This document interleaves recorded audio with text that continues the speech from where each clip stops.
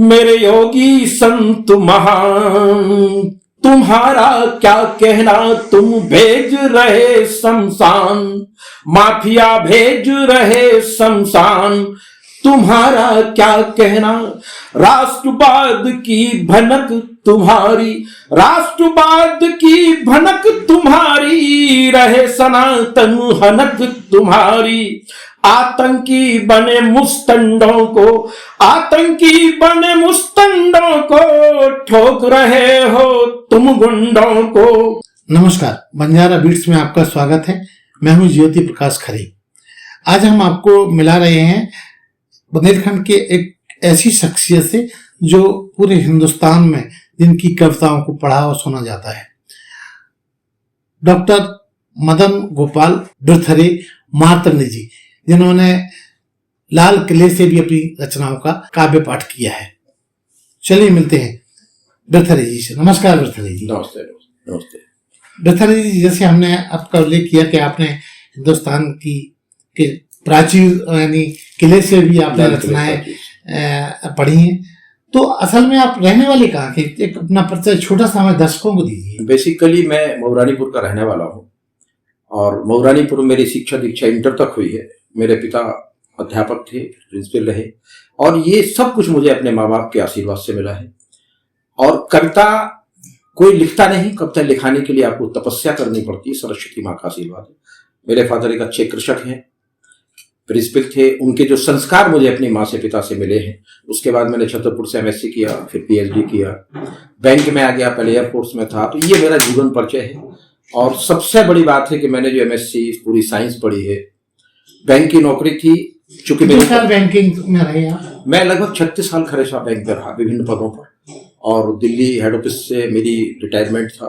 कब हुई आप रिटायर? मैं 2018 में रिटायर हुआ, जनवरी में।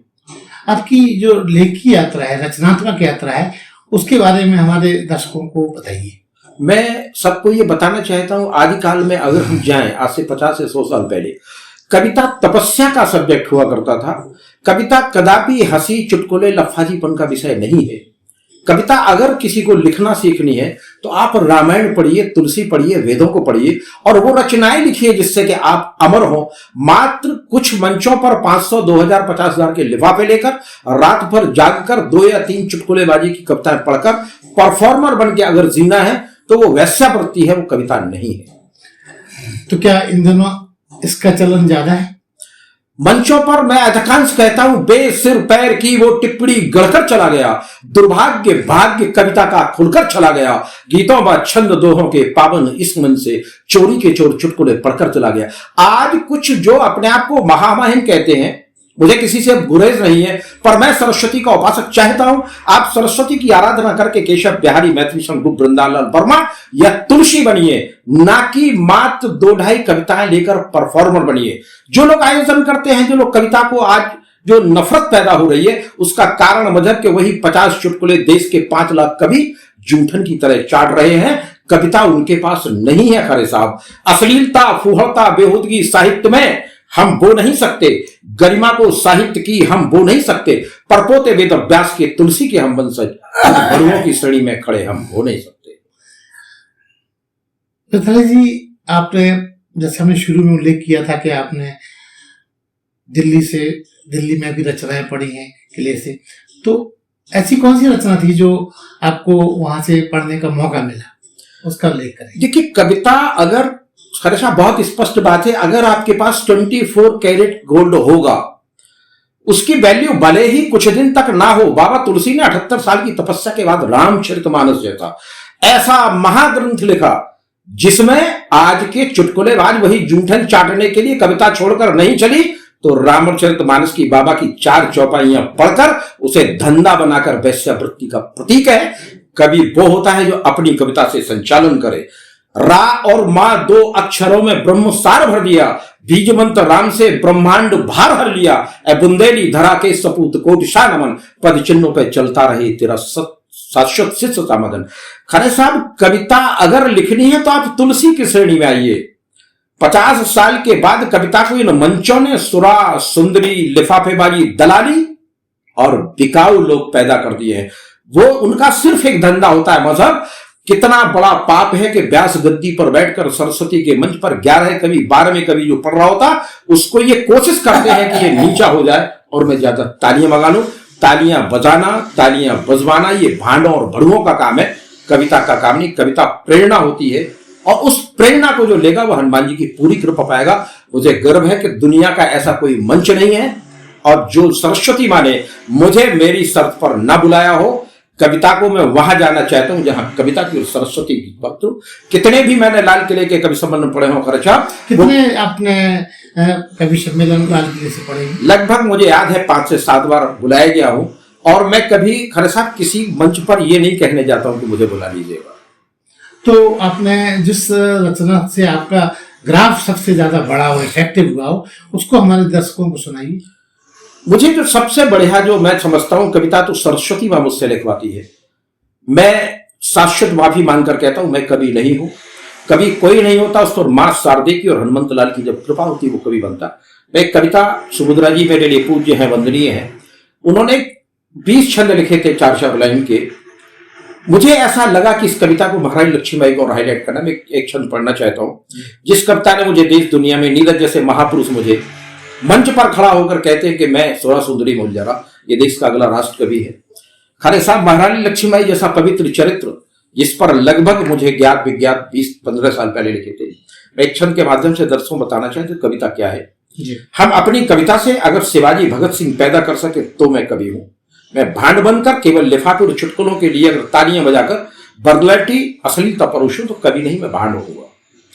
कई सदियों में एक होती हैं ऐसी कहानियां, कई सदियों में एक होती हैं ऐसी कहानियां, निस्वार्थ होम करने जो अपनी जवानियां, सिद्धांत खुद के गढ़ लिए और आगे बढ़ गई, रणचंडी बन के गोरों की छाती पे चढ़ गई, सिर धड़ से अलग कर दिए जो सामने अड़े घोड़े की टाप नीचे गोरों के थे, शव पड़े कोहराम मचा देती थी उन गोरों के उदल में, आंधी थी वो तूफान उस संग्रामी अटल में, उस साहस के आगे रानी के साहस सुबक गया, गोरों का हर सिपाही दुम दबा दुबक गया, स्वाधीनता की ज्वाला जला अंग अंग में लेकर कृपाण कूदी थी, मैदाने जंग में झांसी न दूंगी प्रण किया पगली जवानी ने, रणचंडी बन के रण किया झांसी की रानी ने, निज वंदे मातरम पवित्र गान की खातिर सब कुछ लुटा गई वो स्वाभिमान की खातिर।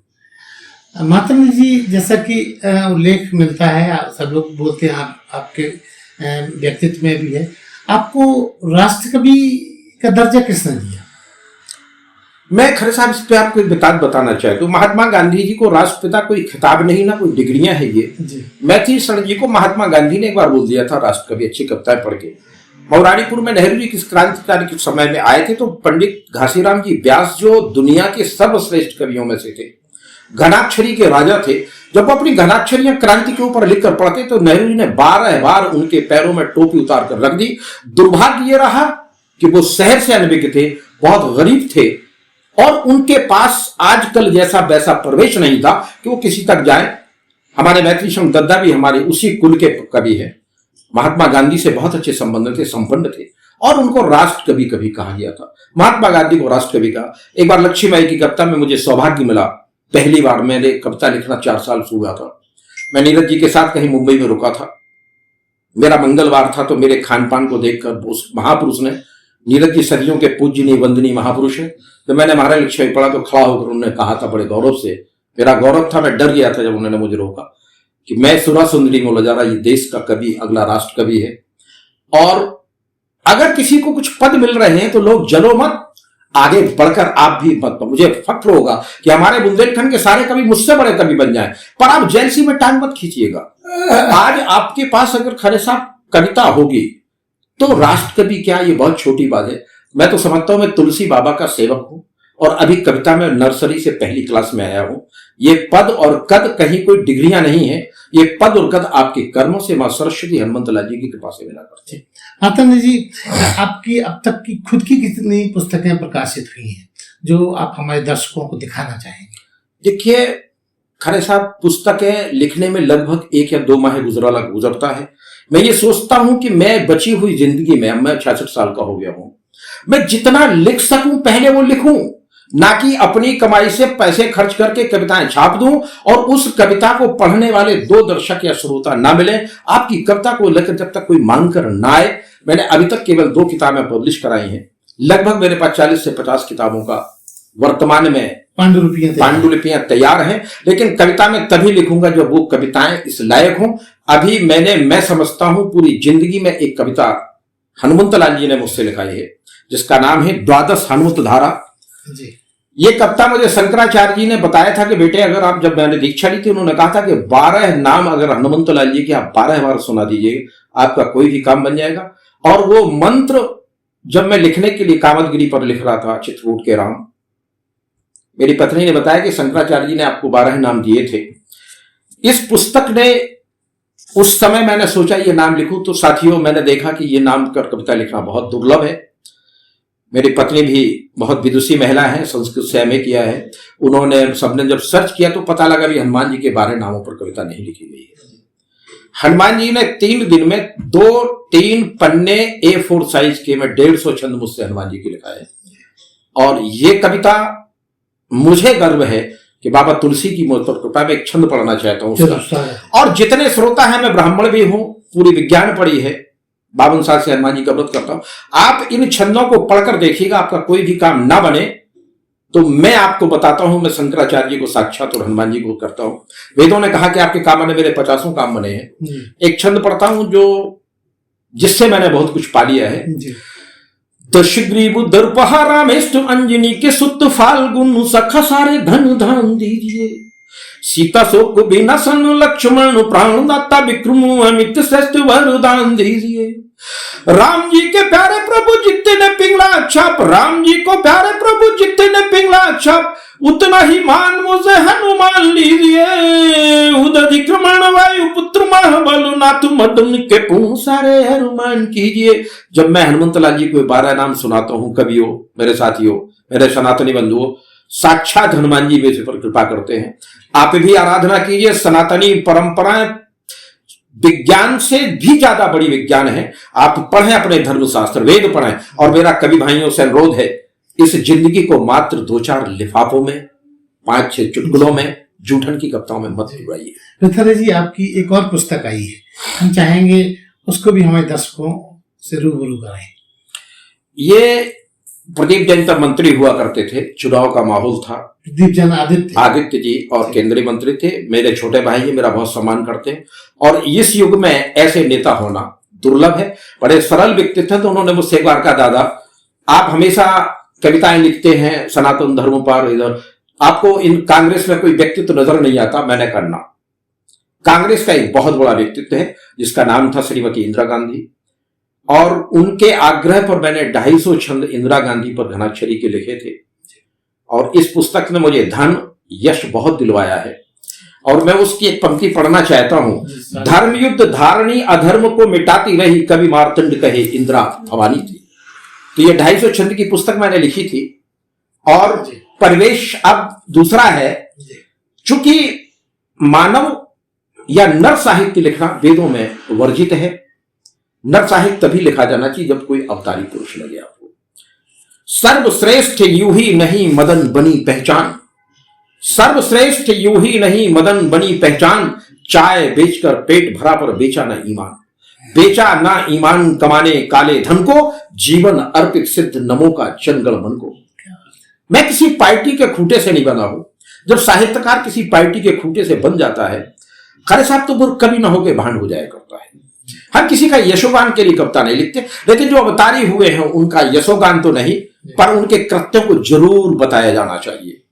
अभी जब असद की मौत हुई है तो मुझे, अब सरस्वती माँ ने उस दिन बैठा था, तो असद की मौत पर मुझे लगा कि लोग जैसे धर्मनिरपेक्षता का मैं भी सानी हूं, किसी के साथ अन्याय नहीं होना चाहिए इसका भी सानी हूं, लेकिन अगर धर्मनिरपेक्षता के नाम पर देश को लूटा जाए, दंगा किए जाए, ताहिर हुसैन 2 महीने से तैयारी कर 250 हिंदुओं को मार दे, एक शर्मा इंस्पेक्टर के ऊपर 400 वार करे, तो ये मजहबी क्रूरता है, थी और आगे भी रहेगी।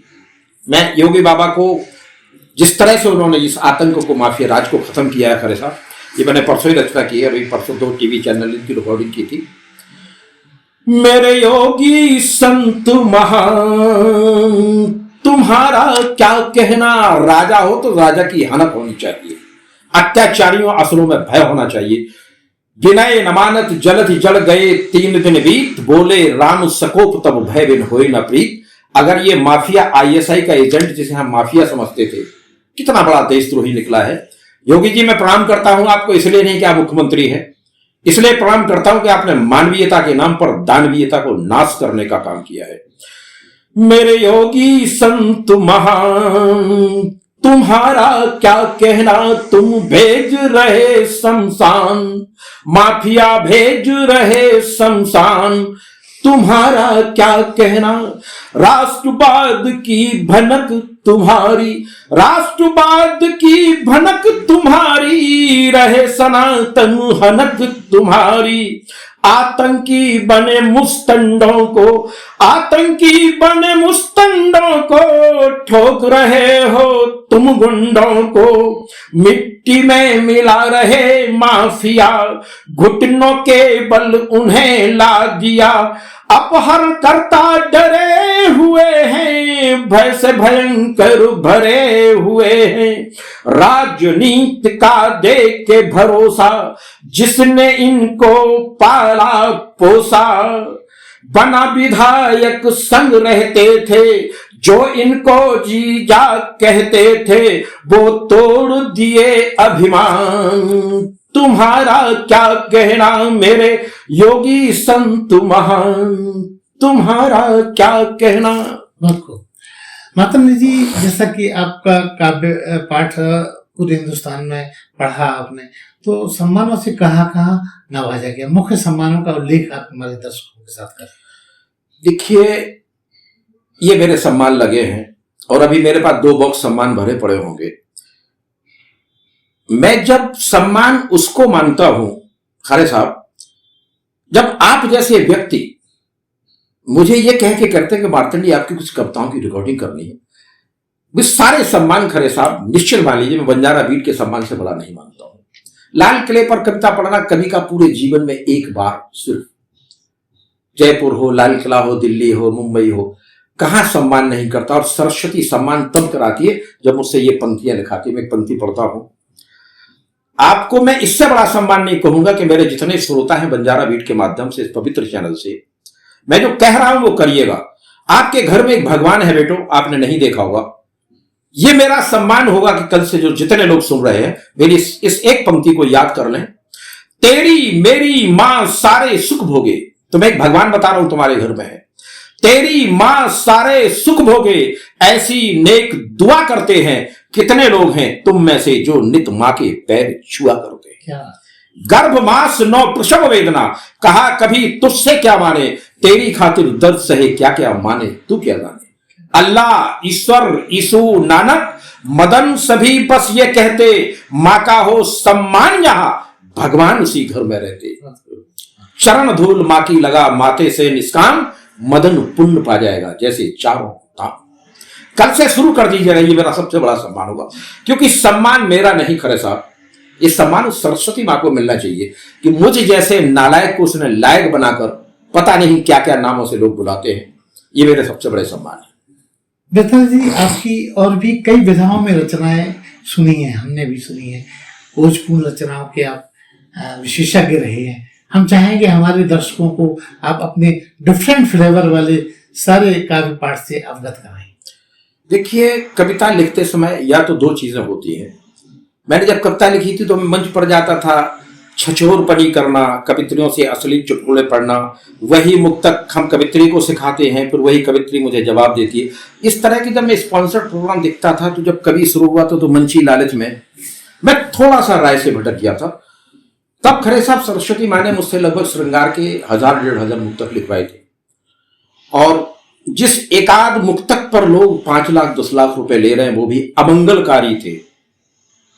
मैं वो अमंगलकारी कविता को मंगलकारी बनाकर अपने श्रोताओं को बताना चाहता हूं। सब मेरे छोटे भाई मेरा बड़ा सम्मान करते हैं, लेकिन मैं कवि नाते के नाते माँ तुलसी की, राम की, मेरे पर कृपा है सरस्वती की, मैं चाहता हूं कभी अमंगलकारी कविता मत लिखा करो। एक मुक्तक मैं पढ़ता हूं, सारे लोग समझ जाएंगे किसके लिए है। और वो अमंगलकारी कविता से पैसे या मंच कमा लेना पर आप कभी स्थिर नहीं हो सकते हैं। उस मुक्तक के माध्यम से मैं श्रृंगार की कविता पढ़ाऊं जो मैं लगभग 80% लिखता हूं, लेकिन उसको मैंने अपना ना ही मंचों पर ना ही पब्लिकेशन के लिए, मैं स्वांताय सुखाय अपनी पत्नी को प्रेयसी मानकर पढ़ता हूं। एक मुक्तक जिससे लोगों ने परफॉर्मर बन के बहुत कुछ कमा लिया, कविता भूल गए, कविता को दरकिनार कर दिया, वो अमंगलकारी कविता ने उनको भी अमंगलकारी कर दिया। उस कविता को कैसे लिखा जाना चाहिए? प्रिय की प्रीत पावन पाने को वो जब तरसता है, गजल गीतों का गुंजन गाने को वो फिर गरजता है। मिलन होने नहीं देती बनी दूरी मगर फिर भी, मिलन होने नहीं देती बनी दूरी मगर फिर भी, बुझाने प्यास धरती की मदन बादल बरसता है। ये मंगलकारी कविता है। कभी व्योम मत लिखो, कभी फ्रस्ट्रेशन मत लिखो, कभी निगेटिविटी मत लिखो, क्योंकि ये कवि को भोगना होता है। मैं श्रृंगार की कविता लिखता हूं लेकिन पढ़ता नहीं हूं। आज देश को श्रृंगार की नहीं अंगारों की जरूरत है, क्योंकि जब अतीक मोहम्मद जैसे लोग माफिया के नाम पर आईएसआई के एजेंट और दलाल निकलते हैं, तब राष्ट्र को बचाने के लिए ईरान चला गया, पाकिस्तान चला गया, अफगानिस्तान चला गया, केरल चला गया, बंगाल चला गया, कश्मीर जाने के बाद कविता कैसी लिखी जानी चाहिए? उन तैयबा के लश्करों का बढ़ता ये क्रूरतम दम्भ वीरता से आप बनकर, मैं चंद बरदाई बनकर अगर गौरी को मार सकूं, पृथ्वीराज चौहान को 4 बांस 24 गज अंगुल अष्ट प्रमाण ताऊ पर सुल्तान है, अब मत इस वंश के कवि बनो तो कवि हो। इन तैयबा के लश्करों का बढ़ता ये क्रूरतम दम्भ वीरता से आप बंद कर दीजिए। बार बार करते जो वार मेरे देश पर, काट गौरियों के भंग अंग कर दीजिए। बातों से कब मानते हैं लातों वाले भूत, इन जिन्ना के कपूतों से तो आप जंग कीजिए। अपनी ही धरती पे बना है नापाक पाक, उसको उदार हिंदू रंग भर लीजिए। आज वो कश्मीर में घटना घट रही है, मैं आपको बताता हूं दूसरे रंग के फ्लेवर। सोचिए क्या आप इस स्तर का कोई कविता नहीं लिख सकता है? श्रृंगार बहुत अच्छी चीज है, लेकिन जब श्रृंगार आपको कंपैरिजन करना हो कि आज हमारी जरूरत क्या है, अगर आप पिता हैं, जिस लाइबिलिटी पर आप बैठे, जहां पद है आपको, उस समय आपको ये निश्चित करना होगा कि मेरा धर्म क्या है। इस समय मुझे श्रृंगार पढ़ना चाहिए, अंगार। खरे साहब मैं कुछ श्रृंगार के मुक्तक पढ़ता हूं। नैनों में तेरे मूरत मैं खास देखता हूं, यौवन में तेरे छल का मधुमास देखता हूं। दुष्यंत सा प्रिय तू स्वीकार ले मदन को, तुझ में शकुंतला की मैं प्यास देखता हूं। पर आज इस श्रृंगार की आवश्यकता नहीं है। आज हमारी आने वाली पीढ़ी, जब हम लोग लाखों रुपए लेकर कवि सम्मेलन में जाते हैं, there is my responsibility and accountability. हम अपनी आगे वाली पीढ़ी को ताली बजाकर लिफाफा लेकर, मेरा सिर्फ ये उद्देश्य हो कि मैं कितनी तालियां बजवा सकता हूं। Sir, that is not the performer, they are performer. ये मेरी लाइबिलिटी नहीं है। अगर मेरे ऊपर कवि का दायित्व, ईश्वर कहते हैं, वेदों ने कहा है, ईश्वर कविता, ईश्वर का पर्यायवाची कवि है, इज ए क्रिएटर। आत्मा के सौंदर्य, जिन नीरज ने मुझे राष्ट्र कवि कहा, मेरे लिए पूज्य है वंदनीय, वो कहा करते थे, आत्मा के सौंदर्य का शब्द रूप है काव्य, मानव होना भाग्य है, कवि होना सौभाग्य। अरे कवियों, सोचो तुम चुटकुले पढ़कर सौभाग्य नहीं पाओगे, तुम पैसे पा सकते हो, कवि नहीं बन सकते हो। मातंग जी, आपके कवि लेखन के मन के अलावा और आपके ऐसे क्या शौक हैं जो लोगों को पता ही नहीं? मेरा शौक सिर्फ इतना है कि आप अपनी जीवन की सार्थकता को 80 से 100 साल मैक्सिमम इंसान जब जीता है, आप अपनी लाइबिलिटीज को किस तरह परफॉर्म कर रहे हैं। जब आप घर के बेटे हैं, मेरे 5 बहनें थी, मुझे आज भी वो अपनी बहनें बेटियां लगती हैं।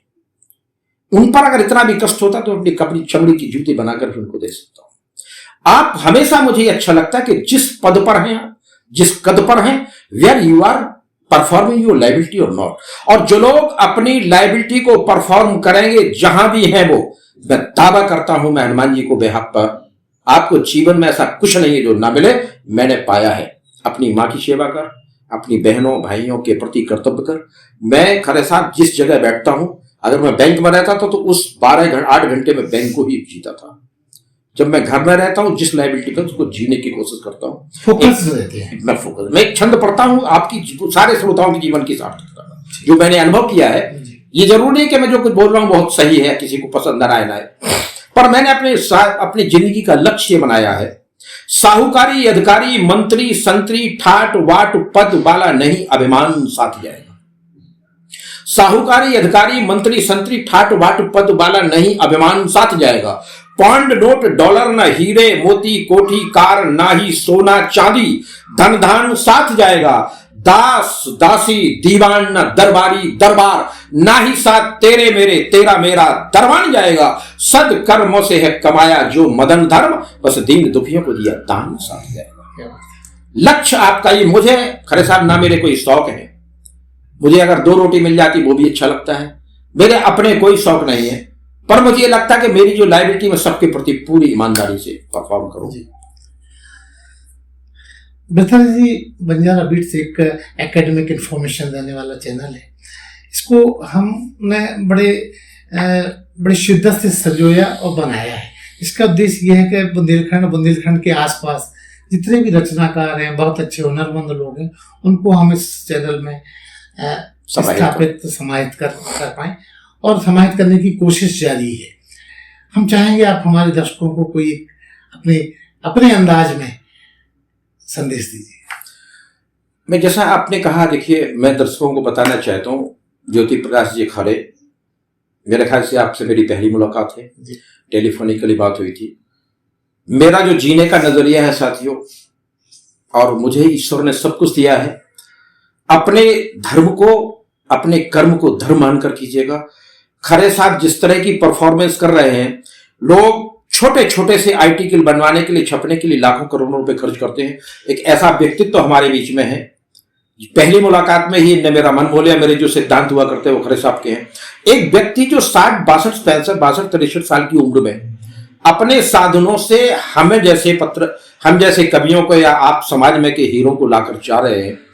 हम आपका भी धर्म बनता है, एकता जुटाइए, एक बनकर अच्छे लोगों का ग्रुप बनाइए, क्योंकि समाज में अभी भी मेरा मानना है खरे साहब 99% लोग बहुत अच्छे हैं, but they are not organised. हम इस तरह के एकेडमिक, साहित्यिक, परफॉर्मर, कलाकार, ईमानदार, ब्राह्मण, क्षत्रिय, सारे लोग मिलकर, सारे धर्म पंथ के लोग मिलकर अच्छे लोगों को, नेक मानवों को ऊपर लेकर आए। मर्यादाएं अब तोड़ने से कौन डरता है, भूखे गरीब पेट को अब कौन भरता है, माता पिता गुरु वृद्ध नारी और दुखियों की बोलो मदन निस्वार्थ सेवा कौन करता है। मैं ज्योति जी का, खरे साहब का, बंजारा बीट का इसलिए ऋणी रहूंगा। बहुत बड़े बड़े चैनल भी घर जैसा मानते हैं, लेकिन आपके अंदर जो जज्बा है वो पैसा कमाने के लिए बुलाते हैं, पर आपकी जो भावना लेके मैं आपके प्रति नतमस्तक हूं। और मैं अपने बुंदेलखंड के सारे लोगों से बताना चाहता हूं, मैंने अपने जीवन में पहली बार एक ऐसा व्यक्तित्व देखा जिनके अंदर ललक है। मेरे अंदर ललक है, मैं अपने राष्ट्र को बचा के बढ़िया कविताएं पढ़ के अपने परिवार और संगठन सनातन को बना सकूं। मेरे खरे साहब मेरे अनुज हैं, छोटे भाई हैं। मुझे लगता है ऐसे व्यक्तित्वों को हम लोगों की जिम्मेवारी बनती है, इनको हाईलाइट करें, इनका तन मन, ये धन से नहीं कहते, लेकिन तन मन धन से सहयोग कर अच्छी प्रतिभाओं को, कुछ राम कृष्ण शिवाजी ऊधम सिंह भगत जैसे लोग पैदा करें। एक बात के साथ मैं अपनी बात को विराम दूंगा। खरे साहब जिस चीज को आप लेकर चल रहे हैं, मैं पूरे मंचों पर कहा करता हूं, मैं उस बुंदेलखंड का हूं जहां दुनिया के सारे अपवाद हैं। मेरी जो 20 साल से पीड़ा थी, उस पीड़ा को आप आगे बढ़ाएंगे, ये मेरा आपको आशीर्वाद भी है। हमारे बुंदेलखंड में, मैं बता दूं, मैं मंचों पे सबसे कहता हूं कि मैं उस बुंदेलखंड का कवि हूं जहां 99.999% कविता लिखी। सुनो मेरे बुंदेलखंड वासियों, ईश्वरी, महर्षि वाल्मीकि, वेदव्यास, तुलसी, बिहारी, केशव, मैथिली शब्द, वृंदालाल वर्मा, इंदिवर। आप सोचिए 18 पुराणों, 4 वेद, दोनों रामचरित मानस का सृजन इस बुंदेलखंड में हुआ। इट मीन्स भी बुंदेलखंड यार सर्वस्पीकेस्ट है। तो ये थे डॉक्टर मदन गोपाल बिरथरी जी, जो अपनी ओजपूर्ण रचनाओं के साथ अपनी साहित्यिक यात्रा का विवरण बंजारा बीट के साथ शेयर कर रहे थे। बंजारा बीट से बात करने के लिए माता जी बहुत बहुत धन्यवाद। नहीं, धन्यवाद मैं आपका देता हूं और सारे श्रोताओं को देता हूं। ऐसे महापुरुष जो कुछ लेकर कुछ लोगों को बहुत बड़ा बनाने की चेष्टा कर रहे हैं। आप ऐसे ही प्रयास करें और हम आपके साथ तन बंधन से हैं। बहुत बहुत धन्यवाद। इस चैनल को लाइक और सब्सक्राइब करना ना भूलें। देखते रहिए बंजारा बीट्स।